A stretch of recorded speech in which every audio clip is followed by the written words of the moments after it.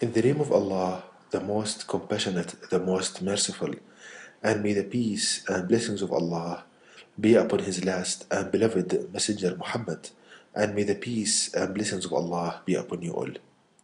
The title of this presentation is How Fear Wasted Your Life. And this presentation is in a series entitled Think, where I encourage people to think and ponder upon matters such that will increase their intelligence and comprehension, and hopefully that will lead them to realize the truthfulness of the words of Allah God Almighty in the last revelation to people, the Quran, and will lead them to implement the Quran in their life. So the topic today is how fear wasted your life. Now, when I notice people around me, I see the following: that when they want to decide on anything, they are always fearful of something. What do I mean by this? I see so many people that are so much fearful of becoming poor, of poverty. They're always hearing thoughts in their mind telling them that they will become poor, that poverty will strike and calamities will befall them. And as a result, they're always in distress, they're always depressed, not able to interact with life. Also, so many people, they have an excessive fear of death, and that was again caused them to be depressed and being like psychologically paralyzed. And also a lot of people, they have a phobia or an excessive fear of illnesses. When he hears about a certain illness, he thinks that he has it and he will die and this and that will happen to him.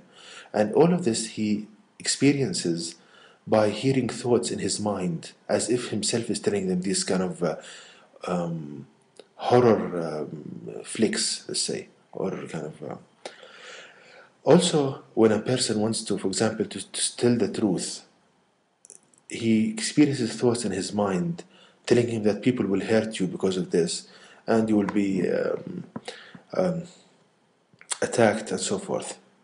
So also a lot of people have a fear of being unclean, and as a result of that he keeps washing himself all the time, and he's always agitated and depressed and fearful. Also people have excessive fear of so many kind of things in their life. What I'm saying, that I notice that people, most people, all people, they are always fearful of something. And this has a horrible consequence of their life. It makes them like the living dead. They are living, but with respect to being productive and interactive with life, they are dead. Now, if we seek the help of Allah, God Almighty, to teach us, why is this? To teach us to understand this phenomenon. Now, we learn this from the Quran. In chapter 3, verse 175, which reads, this translation: "It is Satan that suggests to you the fear of his awliya, supporters and friends. So fear them not, but fear me if you are believers." So according to this, the guidance of Allah, God Almighty, in the Quran, the last revelation to people, we see that Allah links Satan, the devil, to fear. So we learn from this that fear is a weapon of Satan. He uses fear to cause pain and distress to people, and I'll explain this in a minute. Also, if we ponder upon the following verse from the Quran, verse number 268 of chapter 2 of the Quran, which reads, "Satan threatens you with poverty and orders you to commit fahisha, evil deeds, illegal sexual intercourse, sins, whereas Allah God promises you forgiveness from Himself and bounty, and Allah God is all sufficient for His creatures' needs, all-knower." Again, we see that Allah teaches us that Satan threatens us with poverty, meaning he engenders the fear in your heart of becoming poor. So when you have this fear, then Satan tells you to commit sinful acts, meaning, for example, to steal, to take bribes in order to elevate and to remove this fear of poverty. So he uses fear as a weapon.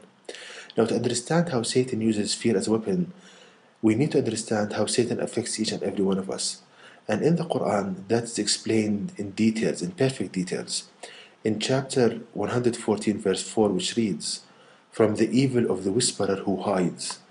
So Allah Almighty teaches us that each and every one of us has a companion devil, Satan, and that he whispers to us, meaning he talks to you like a person talking to you, but at the same time he hides from you, meaning that he doesn't want you to feel his presence. He wants to convince you that he doesn't exist. Now, the only way your companion devil, Satan, can talk to you at the same time hide from you is if he matches his voice to the one you hear in your head. So, every one of us, when he thinks quietly to himself, he hears a thought in his mind, his own voice. So, your companion devil, Satan, he matches this voice, and you experience thoughts that pop up in your mind. And you think that yourself is telling you this, while actually it's your companion devil. So after understanding this, coming back to the act of fear.